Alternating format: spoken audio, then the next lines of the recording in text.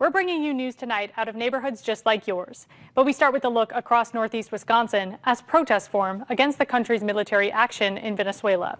President Trump has announced the U.S. is, quote, going to run Venezuela following a large-scale strike today on the country and the capture of its president, Nicolas Maduro.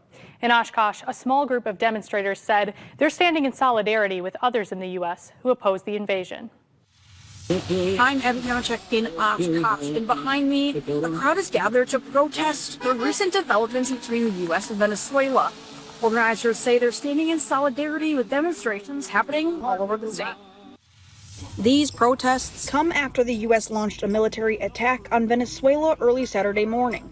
President Nicolas Maduro and his wife were captured and flown to the U.S., where he now faces multiple charges. We had an emergency call to action for a no war on Venezuela. Danny Sherrill is with Peaceful Patriots, a nonpartisan group advocating for democracy. He says the speed and scale of the operation sparked immediate concern. We are very upset by it because the actions aren't going through the proper channels.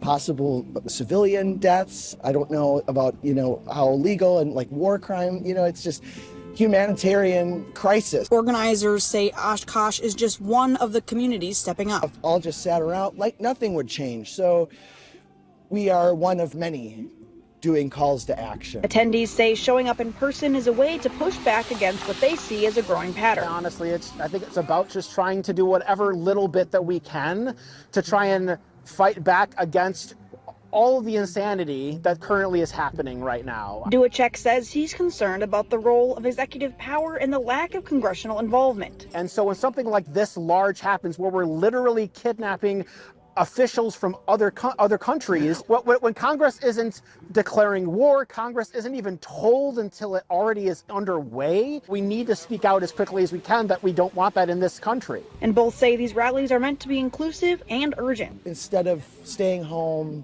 doom scrolling or whatever that's not productive, we can be out here and at least try to make a difference. Protests like this one will continue throughout the weekend, with one in Green Bay on Sunday. In Oshkosh, Abby Hamlichek, NBC 26. Thanks, Abby. Protests across the nation today also included other Wisconsin cities, like Milwaukee, where one demonstrator who recently returned from a peace mission in Venezuela says she is sick to her stomach over the United States invasion of the country.